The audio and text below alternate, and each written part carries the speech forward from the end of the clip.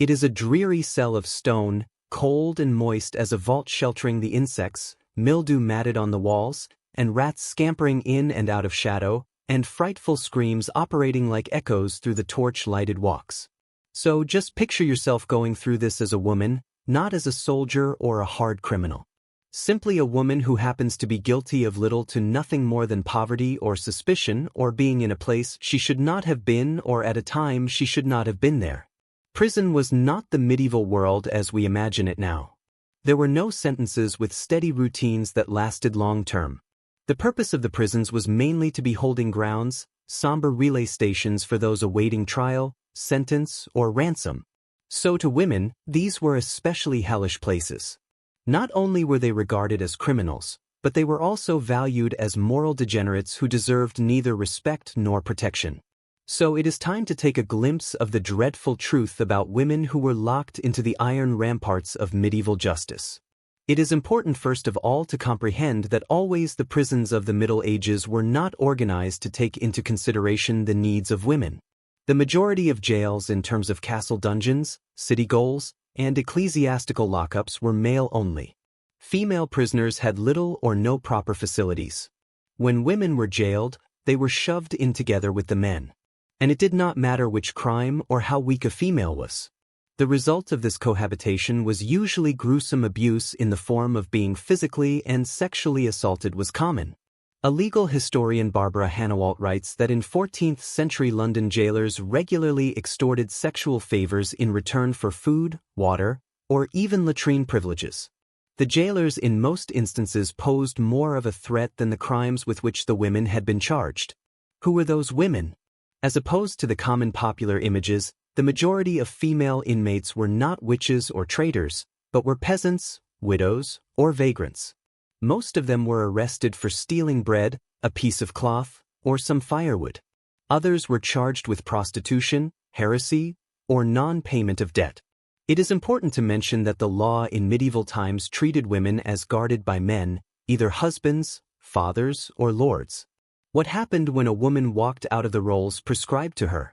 Even a little bit, her action might be seen as deviant or even criminal. The historian P.J.P. Goldberg writes that even aggressive women may have been found threatening, particularly in the towns where social mobility was threatened. Those who had no male defenders were easy to arrest. Quite a lot of medieval prisons were semi-private. Jailers did not get paid, but they got fees for prisoners. Nothing was free. Bedding, food, water, chains, and even the release of chains. The system was a trap to the women who did not generally have the means or contacts to pay off bribes or fees. In 1293, a woman called Alice of Bath was imprisoned in the Newgate prison in London.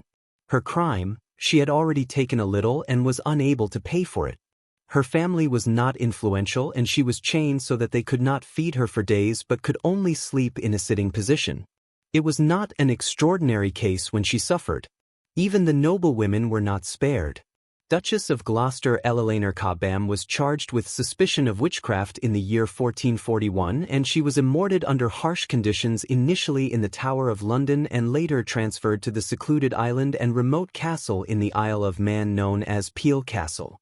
She was isolated and humiliated despite her high birth and her reputation was ruined beyond repair. In England, torture, though not as frequent as in some of the countries of the continent, was fatal when inflicted. Female prisoners could not be tormented regularly by following the criteria adopted by the court of law, but they also underwent demeaning penalties and psychological torture indefinitely. A scold or gossip had been a crime in numerous towns, and one of the more notorious means of dealing with such was called the scold's bridle or the branks. This iron muzzle was clapped on the head of women with the tongue being sandwiched between a metal bit. The idea was to be quiet and be ashamed. To humiliate them into submission, women were exposed naked to the streets, to be paraded like animals tied on a leash. Although this was not necessarily applied in prisons, this kind of punishment was also within the general penal life most women had already undergone. Elsewhere, suspected women were whipped naked and inspected for traces of witches' marks, moles, scars, or blemishes supposed to show a deal with the devil. Such tests, which were done in the name of the law, were nothing but legalized infringement. The least pleasant accounts include pregnant inmates due to the possibility that women might be arrested at any time. Some women gave birth in prison. The situations were dreadful. Sanitation was almost zero. Classes related to the use of midwives were dissimilar. The spread of the disease was very quick. An example of such is one in Norwich in 1325, wherein there is a document stating that a woman known as Ma had been imprisoned because she stole something together with her unborn child. She ended up delivering on her own in a chill cell, and she along with the baby passed away within a few days. The cause: starvation, poverty, and abandonment. All she had done was to steal bread to feed her own children. Parenthood was not the only thing. There are cases when mothers were imprisoned along with their children. Unimaginable conditions were a part of the existence of infants and toddlers, and they were treated as the containers of rats, lice, and adult prisoners' diseases. This was not a case of individual acts of inhumanity, but rather a continuing pattern of systematic inhumanity. The agony was worse in case of the women who were charged with political or religious crimes such as treason or heresy. And Askew, a Protestant reformer, was imprisoned and tortured in the Tower of London in 1546, and many other such women were confined there as well. Her story, although a bit beyond the time frame of the generally accepted medieval period, deserves a mention because it puts the violence of states into extreme accent. Though of gentle birth, and hung on the rack, which was generally an instrument of the masculine gender. At Smithfield, she was not able to walk and had to be carried there to her execution. Her crime: spreading outlawed religious thoughts. Her case shows how the female inmates were perceived not only as law violators but also as dangers to the patriarch to play around with. The purpose of punishing them was to regain control of morality, faith, and gender. However, in this dismal world, not all women were helplessly beaten by males, and some stood up, not necessarily by fighting, but by surviving. In medieval prison records, we sometimes find petitions written or dictated by female prisoners appealing on grounds of justice or mercy to be treated kindly. These snippets of their speech are terrifying. An example of a petition by a woman is by Claricea in 1383, being written in jail in Bruges. She did not ask the magistrates of the city to be set free, but she asked with tears only to be given bread and straw to lay down upon. It is a strong message. These women, with everything taken away, including dignity, in a world that had anything to take, still insisted on being human.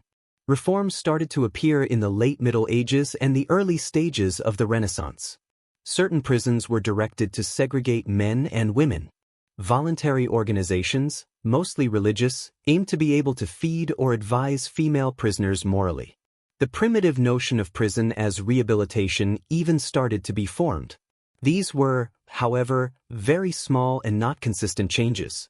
The severe conditions such as too many people, sexual abuse, and ignoring that were the main part of what assistants had to put up with kept on persisting well into the time of early modernity. The medieval jail was the mirror of the outside world, based on strict levels, male-controlled, and harsh, at least as far as women were concerned.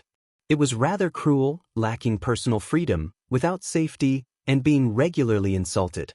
They have little to tell about medieval attitudes to gender, power, and right and wrong. We can also not forget about these women as victims only. There were those who survived with great courage. Others wrote, protested, or prayed. Some merely hung on to be disobedient in itself. The next time that we are driving fast and pass a broken castle or look at a dungeon on a museum visit, then we may ask the question, who are the women who are forgotten behind those walls? What screams did they hear in the darkness? And is it not so much a modernity that there is no longer a world that not only does not repay what women do, but who they are?